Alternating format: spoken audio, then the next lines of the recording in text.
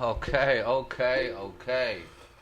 It's your motherfucking host with the most. This is your boy Hip Hop Karma. You are tuned into the Random Podcast Show. This is season 3, and we've motherfucking live in the building, man.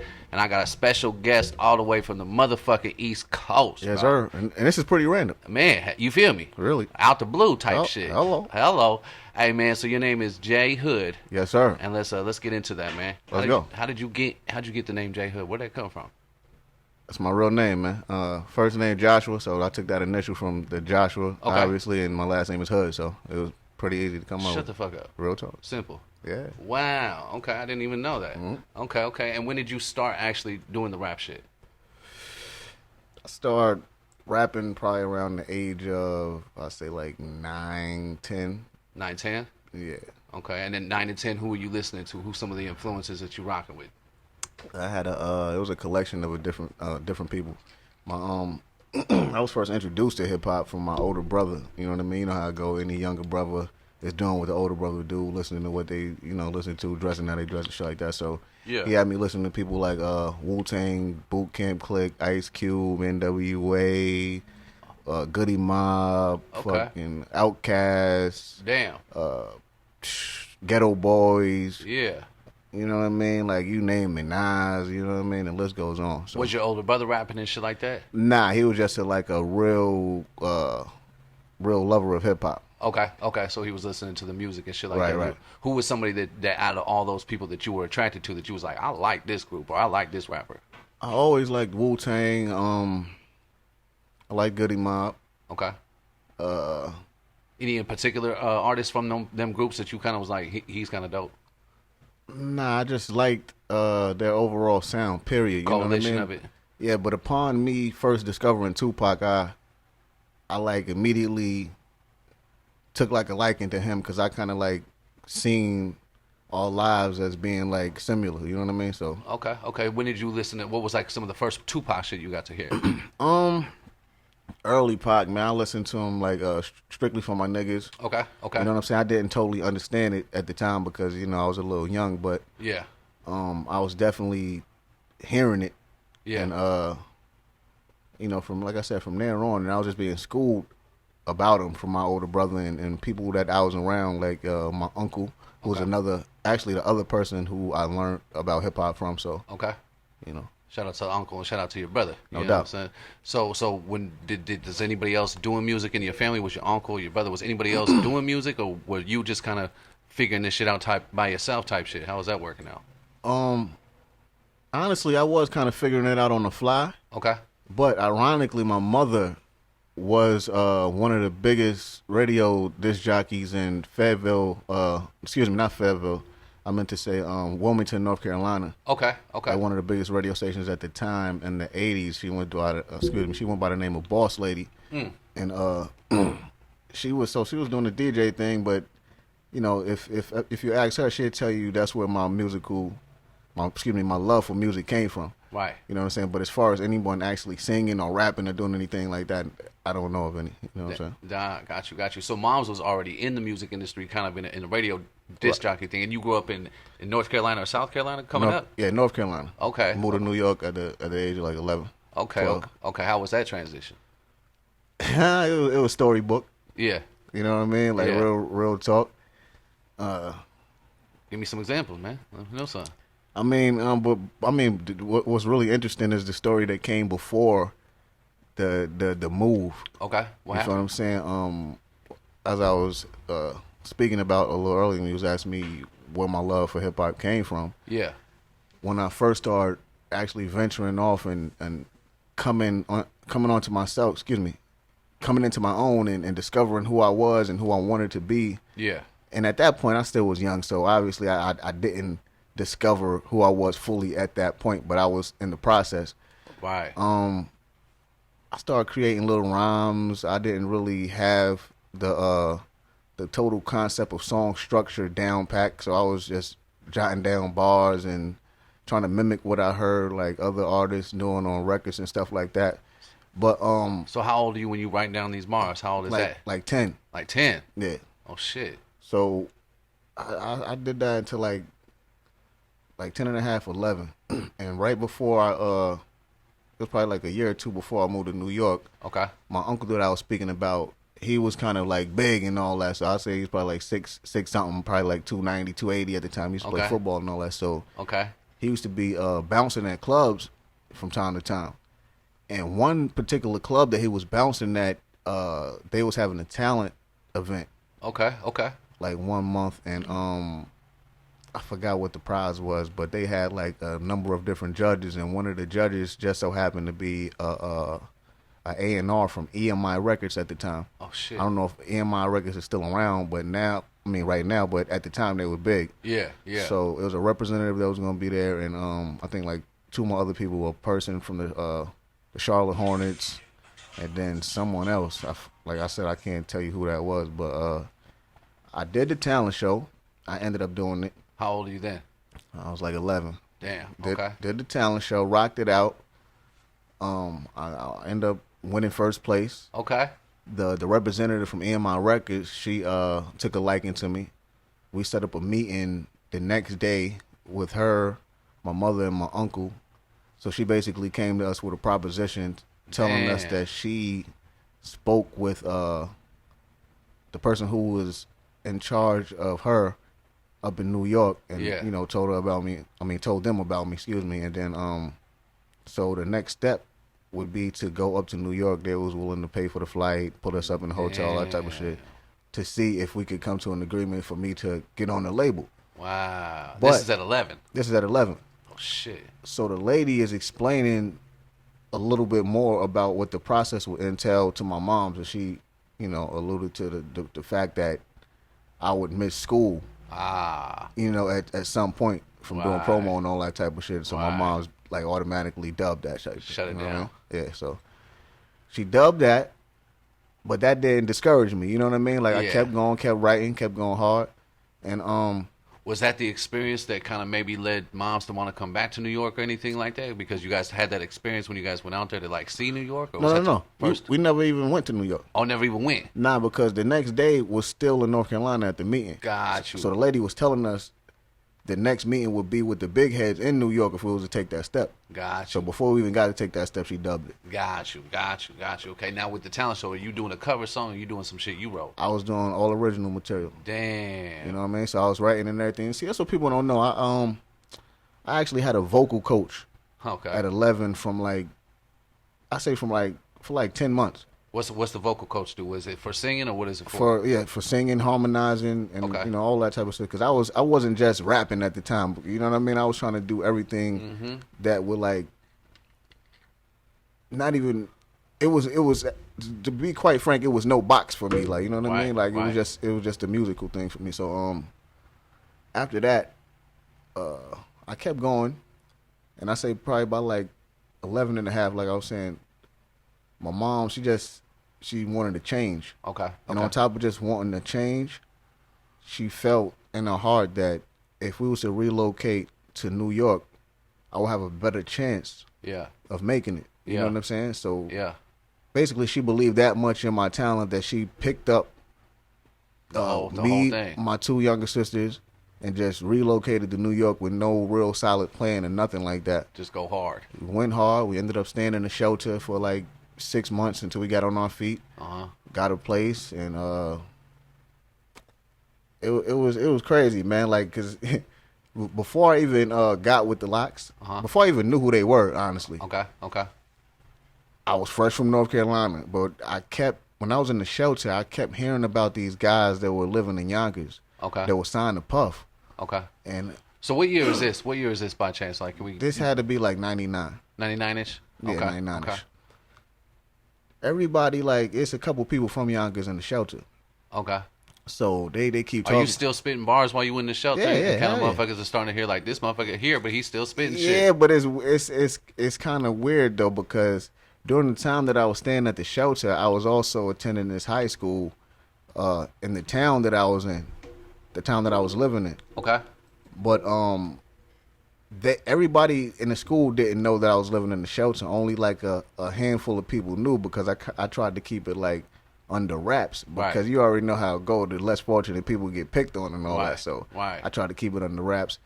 But you know, I'm still spitting. I'm one of the most popular dudes at school from spitting, so they know me for that. Yeah. So I'm in the shelter, like I was saying, and I keep hearing about these dudes from Yonkers. Yo, they signed the Puff. They signed the Puff.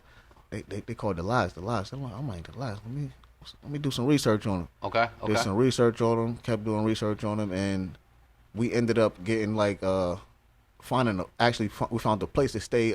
Like I think the first place we moved was like Mount Vernon, which is a town directly over from Yonkers. Okay. We went For there. those who don't know who Yonkers is a city or what is Yonkers is a city in New York, right beside the Bronx. Okay, got you. So we moved to Mount Vernon for a brief second. We had family there, and we ended up moving to Yonkers. But while we was in the shelter, I need to go back to that for 1 second. Okay. My mother befriended a woman from Harlem. Okay. Who was Mace's mother's best friend. Shut the fuck up. Listen, bro, it was crazy. She was telling us so many stories about Mace because I used to be my favorite rapper. Right. Like that, she kind of boosted me up to make the decision that I made, which was to go to Mace's mother's house with my demo. Damn, because mom knew her best friend, so the best friend knows where Mace's mama lived because that's her best friend. Right. Wow. She dropped that info on the boy, man. I'm Yeah. like, listen, man, I'm determined. I'm trying to get on. Yeah. So I took my demo to Mace's mom's crib, which happened to be in Mount Vernon, the town that we moved to. Okay. I let her know that I was a fan and all that, you know, and Yeah. she respected what I did. Ain't nothing end up happening from it, but Let me go. Okay, so let me rewind that. How the fuck do you even come up with a tape? How did you even record a tape? okay, now look. When's the first time you get into a booth to record? Is this your first demo? Is this the first time you ever in the booth type shit? Listen, this is where it gets funny at too, right? So before I even was officially going into the studio, what we used to do is we used to have like these Panasonic radios. Okay. You know what I mean? Like we would play the beat from one radio and then record on the other. Yeah. So Tape the top of the tape. Yeah. that was my first like experience actually recording. Gotcha. But then it was a guy by the name of Jay Arms. Okay. Like he's like well, not so much now because people don't like really be using these mixtapes like that. But he's a person that a lot of rappers know from putting bigger rappers instrumentals on CDs that up and coming rappers could use and do freestyles to and all that type of stuff. Like he had all the beats like anybody would want to use. Did he have a studio or he just had the beats? You go to anywhere that sell mixtapes, His shit was there. they know him for making the beats. Gotcha. That's what they know him from nowadays. But back then, he wasn't doing that. He was doing like beats. So I got with him and I created a demo of like 55 to 60 songs. Just fucking all freestyles or these written? Now these were actually songs. Damn. So he used to work with a guy named Neil. So it was him and Neil who was producing these songs. So they produced my demo.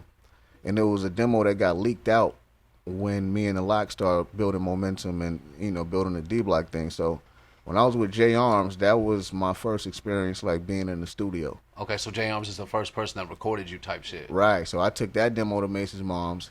And then after nothing happened with that, we ended up moving to Yonkers shortly after. And like I was saying before, I was hearing about the Locks. So I'm like I said, I'm so determined, man. Mm-hmm. I'm going around doing my research, getting info, and I found out where Sheik, who was one of the members of the Locks, I found out where he lives at. Damn. Yeah, man. So you know where his mama lives and you know where Sheik lives. Yeah, man. I was on and I'm like, listen, I'm gonna get on one way or another, man. Yeah, you feel me? Or we gonna break in your house. I'm just kidding. I'm gonna get on. Yeah. Found out where he lived at because he was still in the hood. Yeah. Me, I ain't even look at it like it being dangerous or being crazy or looking at it like any other way but me trying to get on. Yeah. Went to his crib. His uncle answered the door. Knock. Facts. Yo, who that? Damn. Yo, Jay. You know Jay. Yeah. Jay who? Like Jay. At the time, my name wasn't Jay Hood. My name was Jay Hood, but it wasn't Jay Hood. You feel me? Yeah. I was going by Jay Love, L-U-V. Got you. For my love for rhyming and shit. So it was a coin name, but I'm like Jay. He like Jay who? I'm like Yo Love and all that. So he came to the door. I gave him my little flyer. Yeah. With my demo and shit. I'm like, yo, I'm looking for Sheik and shit. Now da. You know, I want you to get this to him. He like looking at me and shit.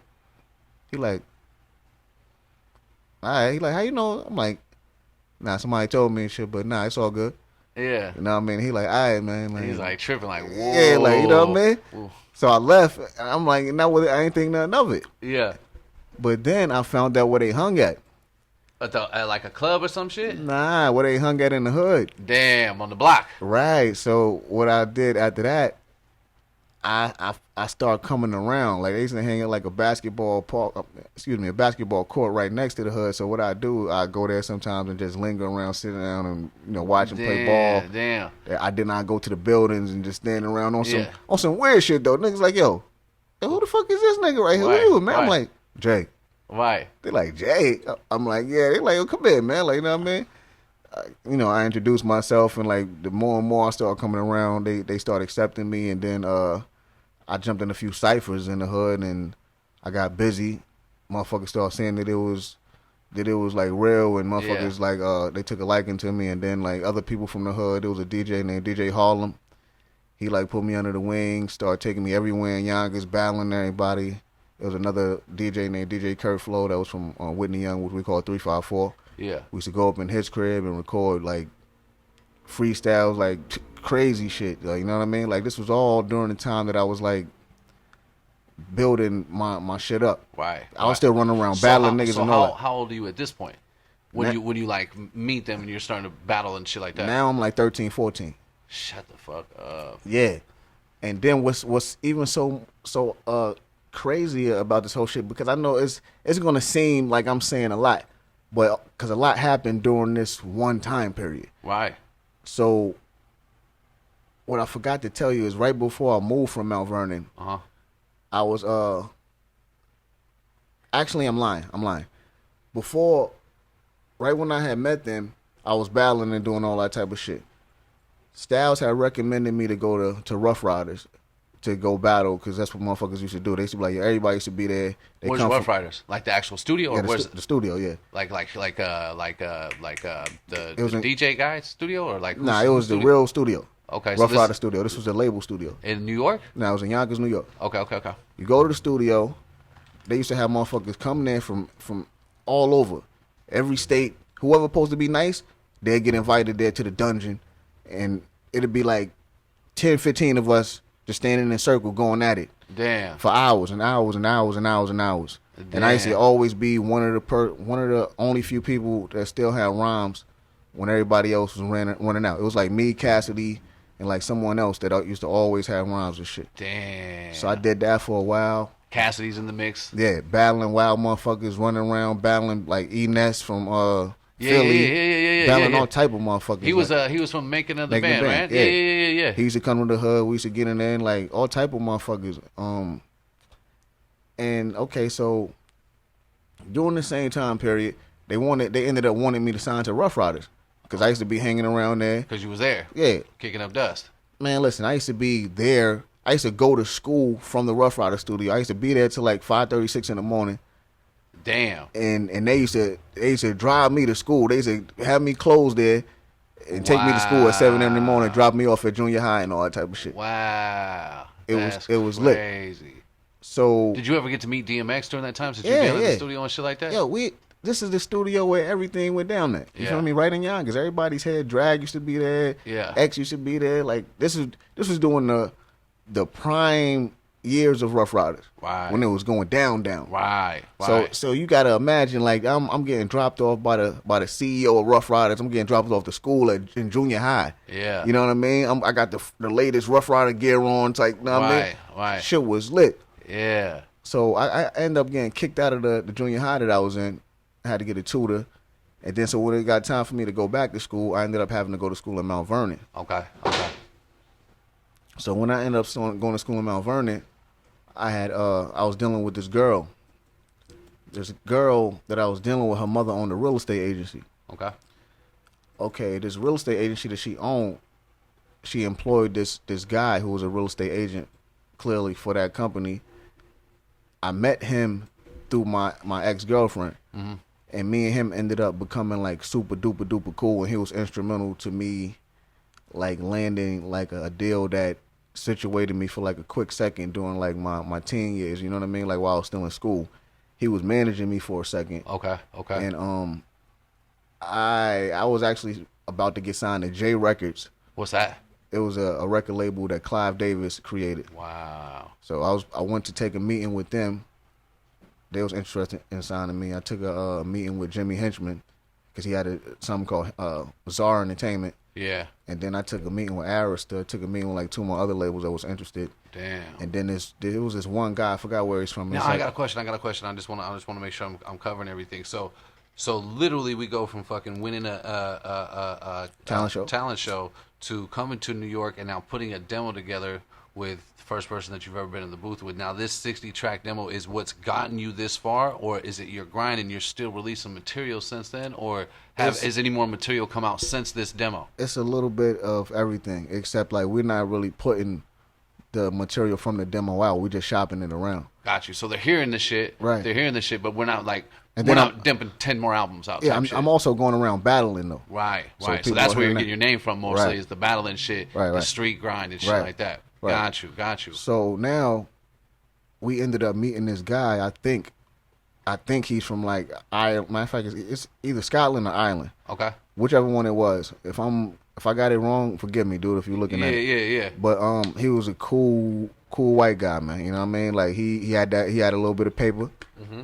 He was an investor, and he seen the talent in me and felt like, you know what? I want to guarantee you that if you give me a chance to shop your demo, give me no longer than 6 to 9 months, I know I could get you a record deal. Damn. And I'm so certain that I could get you a record deal. What I will do is, see, when people hear this number, they're going to be like, oh, that ain't really nothing. But he like, what I do is I give you $600 every week Yeah. until I land the deal. And just keep in mind, $600 for a 16-year-old is about the equivalent of $1,000. That's a fact. So, So you know what I'm saying? It's working out. yeah, so now I'm like 15, Yeah. 16 in high school. Making more money than motherfuckers that are working. That's a fact. Yeah. And I had ended up moving out of my mom's crib at like 16. So now I'm damn near at my own spot, living with homie that I'm telling you about. So Is mom tripping on this? Is mom like kind of seeing the progression and seeing like, okay, son ain't coming home, but he's going to school still, so shit's still going okay, and now he's coming home with money. What the hell going on? Yeah, it was a lot going on, man. It was a real lot going on, but everything was cool though. So when we had landed that deal with homie, I'm looking at that like, yo, this is real cool. I'm getting $600 every fucking week or so. And I ain't doing nothing, but he shopping my shit. If he don't get me signed, this is just... I'm still winning. I'm still winning, you feel me? So I'm going to school with that bread and fresh. Yeah. And then on top of that, I'm still going to Yonkers battling. I'm still chilling on the block with these guys, like getting to know them and, you know what I mean, building a rapport with them and all that. And then upon doing that, after nothing really came about from dealing with this dude, like he got me a lot of meetings that we took with these labels, but nothing ended up really sticking that we wanted to roll with. So, we kind of parted ways, and somewhere in between that time, Sheik, and my former manager at the time, we went to Sheik's best friend's house, and we all sat down collectively and we discussed a couple things. He was like, "Listen, I know Rough Rider want to sign you. You know what I mean? So, I'm not telling you not to sign with them. You can sign with them, or what you could do is this. We got another idea. We are trying to create something else. You know what I'm saying? So you could go here, and you know what's gonna take place. You're gonna pop and all that other shit. They're gonna be behind you, but it's already an established place already.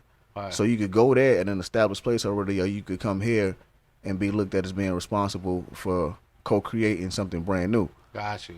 So I'm like, yo, it's a no-brainer to me. I'm like, I would rather be looked at for, co-creating something. Right. So we came and sat down collectively and came up with the idea to create the D-Block brand.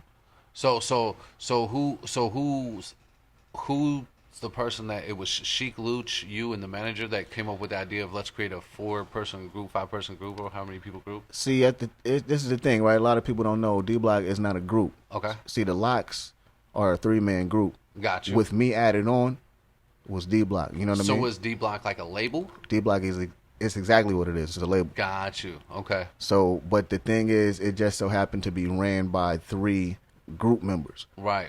Who are all CEOs. Got you. So is the Locks at this point, they have their own group, but they're pulling back to create their own label brand, Right. which is D-Block with me added on. got you. And I was meant to be the front runner as a brand new artist. coming out of the label, Right. The D Block label, Exactly. Got you. And then Locks would come out of the D Block label. Actually, Sheik was the other solo act on under the D Block imprint because it's the thing. Jadakiss had a solo deal with Interscope as well as Styles P. Right. Sheik was the only one who didn't have a solo deal, so what he did was he signed himself to D Block. So me and him were the only artists on D Block. Got you. That's crazy. So literally at this time, how old are you at this time now? Now I'm like I say like 16, right before I turned 17. Because right when I turned 17, So all of this happens before you're 18. facts. Holy shit. So I think right before my birthday or right after or something like that, Kiss had dropped his album, or this is like literally the same day or after he dropped his album, Kiss the Game Goodbye. Uh-huh. He brought us up to DJ Clue on High 97, which is the biggest radio station in New York. Yeah. He took me and two other guys from the hood up there, me, Tiger Bone, and Black Jesus. Went up there to spit. He literally snatched us off the block. Kiss, Yeah. right? Kiss, little man, Guts. He like, yo, man, I ain't gonna lie. Kiss wants y'all to come up there. He snatched us up in the BM, drove us up there. Yeah. Had my bars ready. I always had them ready. Yeah. Everybody got to spit twice. Yeah. I made sure I dunked. You know what I mean? Yeah, That's what people could. That's what they first took notice of me at. Like when they heard that freestyle, 100 bars. That's like a classic freestyle considered to a lot of people. Top 10 freestyles on Clue at High 97 of all time. Yeah. So I kicked the balls then, and then I didn't know what was gonna happen. Right. A couple days later, Kiss and all these other dudes started getting a call from DJ Clue, and tape came out, and nobody part was on the tape except mine. Wow. So people like, oh shit, yo, who the fuck is this dude? The other people like, yo, why it's only his shit? Like, man, look, that's what the people were saying they want. All right. And after that, it was lit. Right. Wow. So at this time, now when the Clue tape come out, how old are you at that time? You're still under 18. 17. Damn. How the fuck are you getting in the clubs and getting around and doing this shit and doing that shit? I was doing all type of shit, man. Yeah, I had no business in these clubs. I had no business doing none of the shit that I was doing, man. I'm not even gonna lie to you. Yeah, man. I run around smoking bogeys, drinking 40s, smoking weed. So now this life coming from the Carolina life, how is that? How is your change on life? Drastically different. Yeah. Because during my North Carolina years, like I said, I was like really an adolescent. I was like real young, Wow. and still trying to find myself. And I didn't even hit puberty yet. You know what I mean? When I was down there. So being that I was only like 11 and 12 and moved to New York around that time, that's when I really started getting older. And you know. So what I now, mean? what's Uncle and Big Brother thinking after they kind of influence you and help you kind of?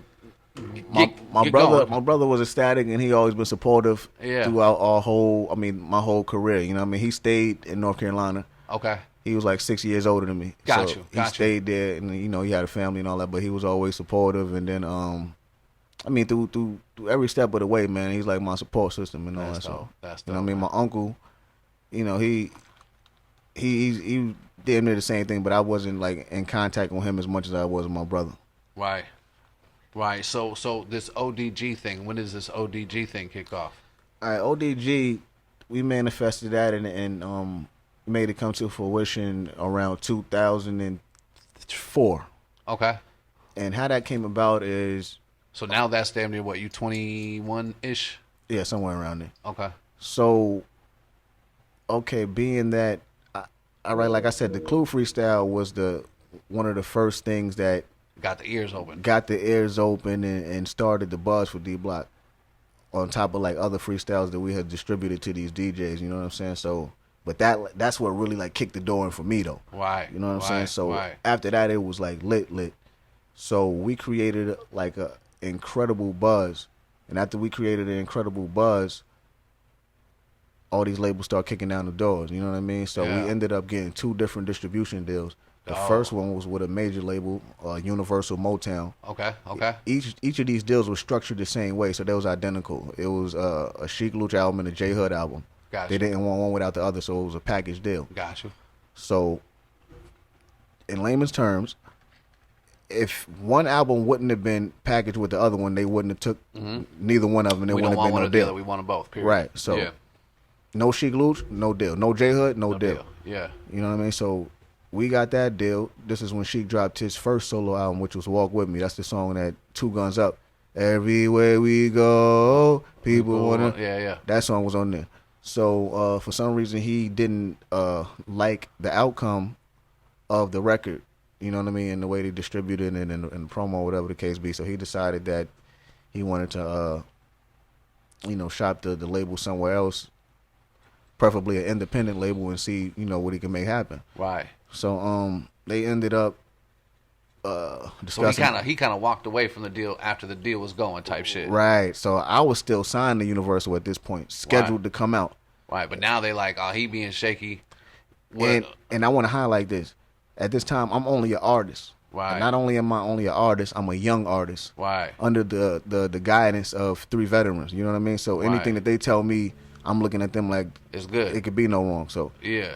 She came to me and was like, "Listen, we worked out a situation with Koch, which is an independent, one of the biggest independent distributors. Huge. Yeah. Okay, so this is the situation. Either you could take the project over here to Koch with us at this independent distribution company, and you could get $3.50 off of each album, or you could stay here at Universal and get 60 to 80 cents off of each album." So it's like a no-brainer. Yeah. Right. Let me go over here. And plus they the big homie. I'm like, you ain't got to tell me twice. Yeah. Me not really thinking about things logically and from a long haul standpoint, I'm like, you know what? Let me go to this indie.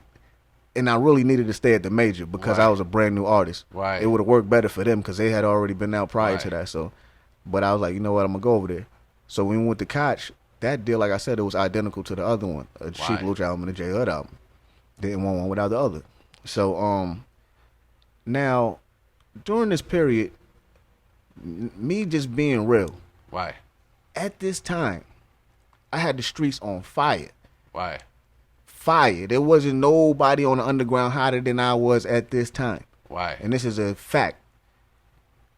Okay, so I noticed, but like I said before, I was just an artist, so I had no real power. Right. At the label to press no buttons. Right. You didn't know the executive buttons to press. I couldn't do it anyway because I was just an artist. I didn't have any position. Yeah. So Sheek, this is what people don't know.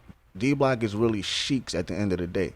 You feel what I'm saying? Like, so when we got to deal with Koch, did you ever sign any paperwork with Old Boy to like this is our imprint type shit? Everything was like, and you know what's so ill? A lot of the shit is in my book that I'm coming out with. I'm coming out with an autobiography in December called Tales from the Hood. Okay. So look out for that. But okay, so the second deal was with Koch. What he told me was, listen, man, they want me to drop first because they said I'm more of a short shot because I've been out already. Right. So me in my mind, even though I know I'm skeptical about that because I'm like, ain't no way they said that because they see what it is right now. You feel what I'm saying? Like we trying to get new audience. You feel what I'm saying? Plus, didn't we just do this? Didn't we just do the second deal and you already put your shit out and you walked away from that shit? So I'm like, listen, man, you know what? I'm not buying it. Yeah. But I'm like, I'm a team player, so all right, cool, whatever. I was in total support of it. Right. You know what I mean? So, and I was scheduled to come next. So when I seen after he put his project out, I'm thinking like, there's no way I could lose, period. Anyway, because listen, man, I'm in a great situation, or so I thought. Right. I'm signed to 3 CEOs. The average artist, if they're signed to an artist, period, they're only signed to 1 artist. Right. So, and what I mean by my point of even bringing that up is because not only are they 3 artists in the group, but they drop solo projects individually. So every time they drop a solo project, they do different tours. Right. So I'm going to get the piggyback off of each of these artists on each tour to build momentum for my project. Yeah, and then the group shit. Yeah, so I'm like, I can't lose. It's the ultimate setup. Right. So, okay, so after Louch dropped his second album, you know, like I said, I'm scheduled to come out. But, so what happened? You walked away again? Things wasn't like panning out. I started seeing different things, and I started noticing that the same energy wasn't being distributed towards my project or put towards my project like it was his, or they're not handling things like they're supposed to, you know what I mean? Because it's not their stuff, and then like I'm being shorted, show money, like it's like different stuff, like, you know what I mean? So stuff started building up, and building up and building up. So like I said, the back to your original question, because it falls under that. When all this stuff started building up, it just gave me time to think about stuff and think about what I wanted to do and what would be smart, like in the future for me to do. I'm like, you know what? I'm going to plant a seed to start my own company because I seen what it took to create this movement. Right. Because I assisted in creating it. Now you see shit too. Now you've been around this. Now you've been around the system 2 or 3 times. Right. You've seen the game played a couple times. Right. You right. feel me? So that's when you start this imprint. Yeah, we started the ODG thing. Me and a few of my friends, we sat down and decided to. Who was the friends that now are starting with this shit? Okay, it's me, a friend of mine named Fire, Okay. a friend of mine, my brother Stick, Okay. and Black Sign, who is Okay. a producer for D Block right now. Got you. So we all sat down again, collectively came up with that idea, and we started fucking with a few different artists. One from Yonkers, actually two from Yonkers, one from Mount Vernon. Okay. One of the artists he was from Jadakiss's block. Okay. All his life been living there. You know what I'm saying? Like, so we started fucking with him. He been nice, been spinning. We started fucking with him, doing mad different songs with him, and when things started going the way they went, you know, a couple of artists that I was rocking with got snatched away from us and put on that label. Wow. You know what I'm saying? So Damn. it's so this is the misconception that a lot of people have when they even think about the whole D Block situation with me. They think that I had an issue with them because they didn't put my album out, which never. Okay, let's be real. It did never end up happening. They never put my album out, and that created like. It made me feel a certain way, and that just, like I said, that's what sparked the idea of me creating my own imprint. Why? Okay, so when I seen all that and we start, you know, working with our artists and building up the momentum for our movement, I started getting a lot of sideways faces, and you know what I mean? People start acting different and acting funny. At any time did you write a diss track on these motherfuckers? Nah, not at that time. So Anytime. Yeah, later on. Yeah. So, you know, I started feeling like, you know what, man, this ain't working out. Yeah. Because I started seeing like a lot of different shit. So I'm like, this ain't working out. So I told Styles one day, I got up with him, went to the studio, told him that I wanted off. I didn't want no affiliation and all that other stuff. So we shook on it. All that other stuff, everything was good. He told me he was going to get me out of the situation, you know, get me out the paperwork. I'm like, cool. All it takes is a simple signature. I mean, it's not that simple because got to have lawyers, but Right.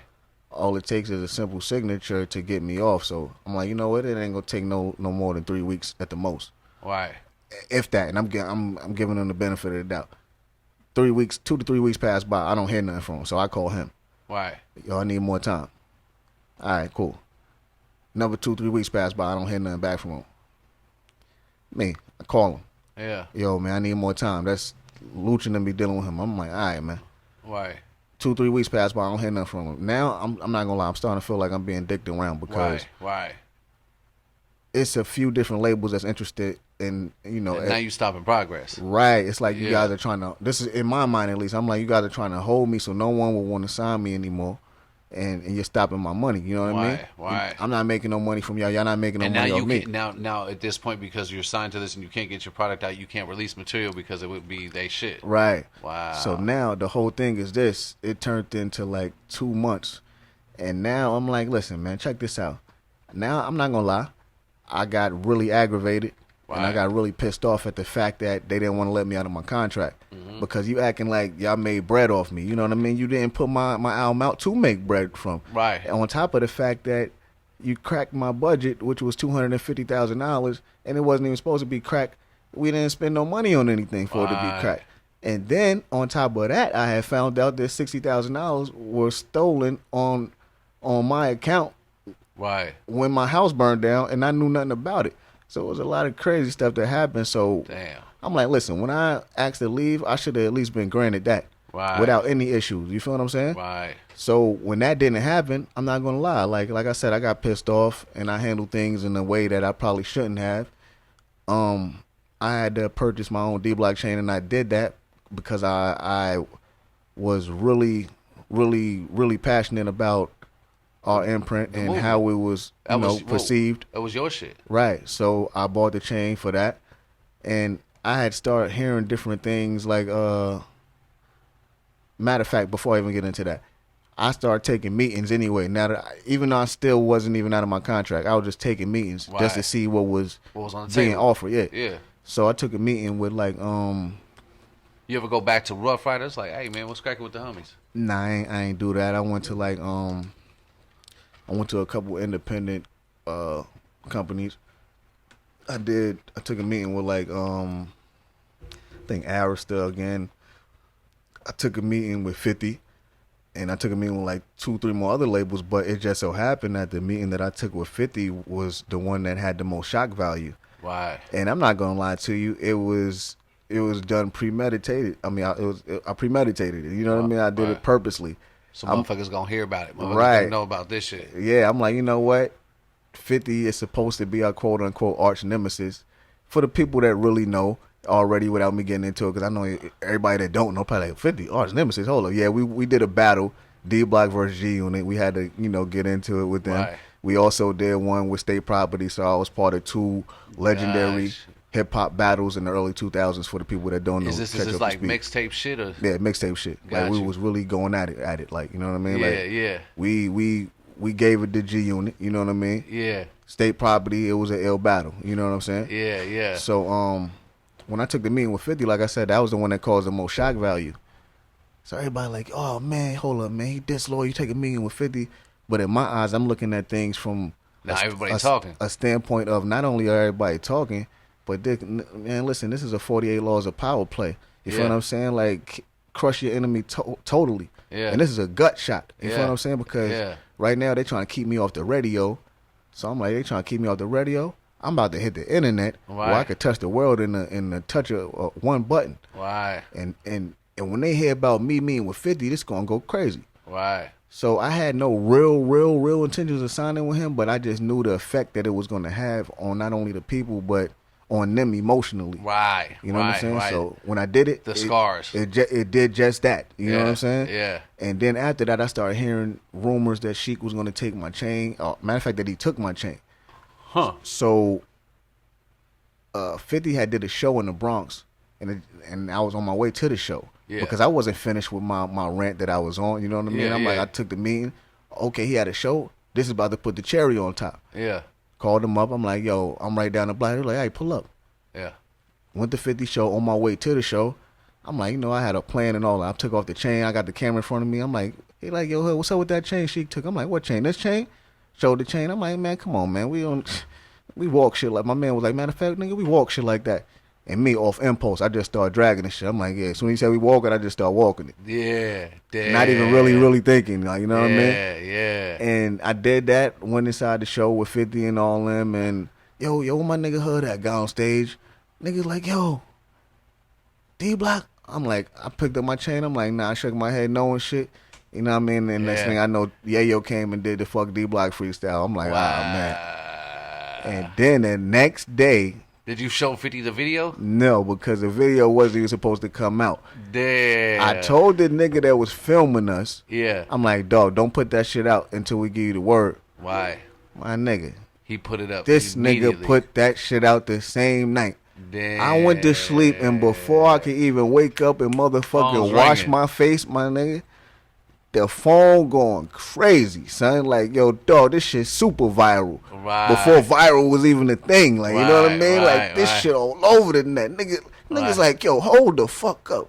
What's going on? I never, niggas drug a chain. I never seen this. What the Right, fuck? right. Hey, yo, hold up. So it's mixed feelings. There's a lot of people saying, yo, he disloyal. Other niggas like, yo, oh shit, fuck Yeah. this nigga. Yeah. Like, I'm like, man, I'm in a fire, man. This shit is crazy. Yeah. And from there, it just created turmoil, man. Like, you know Yeah. what I mean? Like, a couple diss tracks came, like, a little after that, and a bunch of other unnecessary shit, Yeah. Yeah. you so know, took place. So did after the chain incident, is that what then ODG after that is that shit's over now? ODG is pretty much the next move forward. Yeah, next because step? when I had it all mapped out, man, I'm like, you know what? I'm gonna leave this shit. I'm gonna leave this movement respectably. Yeah.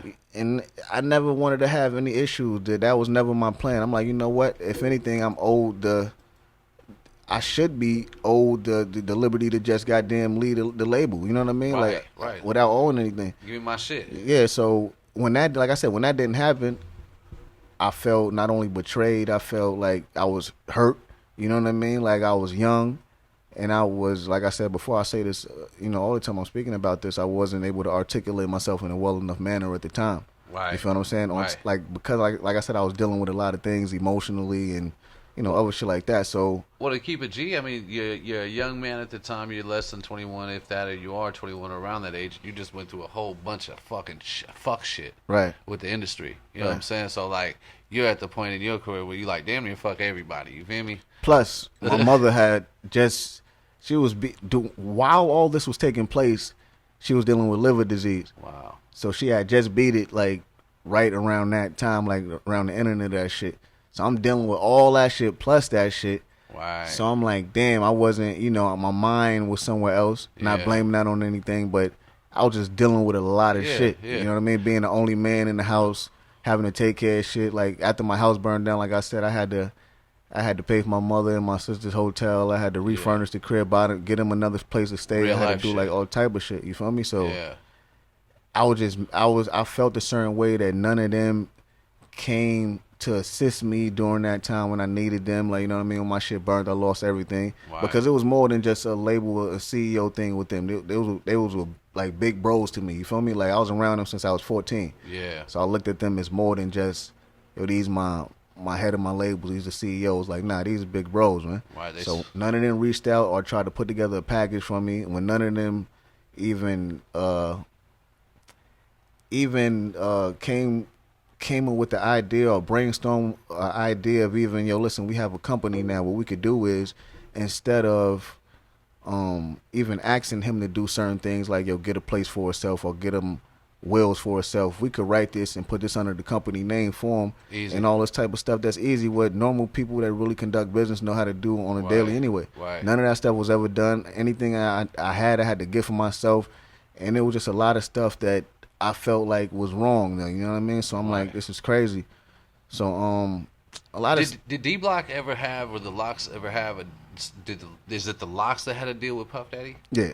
Okay, so Locks had to deal with Puff Daddy, and then what happened with that? Because that went to shit. They ended up beefing with Puff, and Because I'm gonna keep it G with you. Everybody that's ever signed to Puff went to shit. right, they ended up beefing with Puff over some publishing issues, and they ended up having to get brought out of a $2 million contract by Rough Riders. Damn. So Rough Riders paid $2 million to get them off of Bad Boy. I just heard some shit with Mace that he just did an interview talking about like same shit with Puff Daddy. Like a lot of people look at Puff Daddy like he had a lot of money and shit. He was like, man, I slept in his closet. I was sleeping on his shit. I didn't even have a bed when I was his artist. Like there was a lot of shit going on behind the scenes that you don't. A lot of people get the perception of what the reality is, but they don't see what the real reality is when it's this shit going on. You know what I'm saying? I don't take nothing from nobody, and I don't say this trying to like throw shots at anyone, but like the thing with fans, for some reason they're not able to look at things realistically. And when I say things, I mean people. Sorry, these artists mainly. You know what I mean? They can't look at their favorite artist as a human first. Oh yeah. Meaning like he's capable of making mistakes. He's capable of doing things that you might not think he would do or some shit like that. So, I was the person that kind of got the bad end of the stick or the short end of the stick throughout Right. the whole situation with that whole shit. You feel what I'm saying? Entertainment is a lot of eyes on you, so you get a lot of judgment when motherfuckers is doing stuff, whether you're doing it right or doing it wrong. You getting judged regardless, and that's what a lot of motherfuckers don't understand. That's a fact. Being on this side of the shit. So, I heard that you was down in the dungeon at the Rough Riders thing, and you was kicking up dust and doing shit down there when you heard the message that DMX passed away, man, and you growing up and kind of doing your music thing in New York. How did that affect you? Did you? Man, X, to be honest with you, man, like, growing up in Yonkers and just encountering X multiple times and just seeing him and just, being around him and feeling his energy. And first and foremost, anyone that was fortunate enough to be around X, they know what I'm talking about, man. That dude was just Energy. He was just special. Like, you know what I mean? Like, he's a one of one. Yeah. You feel me? Like, straight one of one. That's the best way I could describe him. And anytime you seen him on TV, that's not an act. You know what I'm saying? That was really him. Like, you know what I mean? If you know him, that's really him. So when I found out that he had a heart attack and all that other stuff and slipped into a coma, I didn't know how to feel about it, honestly, because X is one of those people you look at as like, man, X gonna be here forever, man. Ain't nothing happening to X, man. Yeah, you know what I mean? Superman. Yeah, he ain't going nowhere. Yeah. So it was like that. Yeah. So when the news started releasing certain information about his condition, I started looking at things realistically, like, yo, hold up, man, what's the chances of a person surviving this and that, and the state they will be in afterwards and all that. So I kind of like try to prepare myself for the worst, and that end up happening. So I'm like, damn, we just lost an amazing artist, probably one of the most passionate artists since Tupac.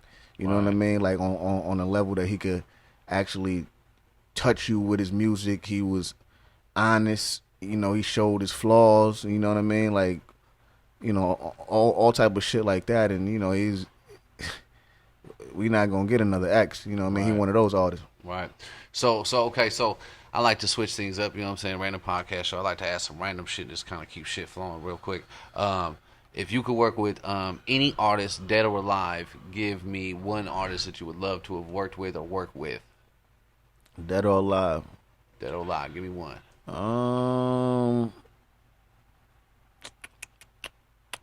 Tupac, man. Tupac, easy call. Easy call, man. Easy but it's call. easy, but it's easy, but it ain't. You know what I mean? Because it was either out of Mike, it was either out of Pac or Mike. God, Michael Jackson? Yes, sir. Sheesh. J Hood and Michael Jackson? Yeah, you know what I mean? I know. Is it an R&B track or is it a pop track? If it's with Michael, what is it? It'd have been whatever type of track Michael got. Michael, whatever you want to do, I'm there. Whatever you want, just tell me where to go. Whatever you want to do, I'm with it, Mike. Hell yeah. Okay, so we're going to ask some other random questions, man. Left or right? Right. Okay, up or down? It's all the way up. Red or blue? Green. Oh, shit. 5 or 10? I got 5 on it, man. Okay. East Coast, West Coast?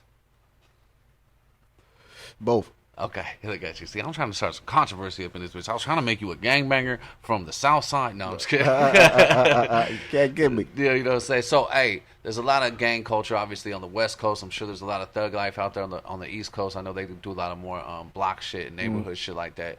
How did you avoid that, or did you even get involved in that coming up and growing up and shit like that? How did you avoid that, or did you avoid that?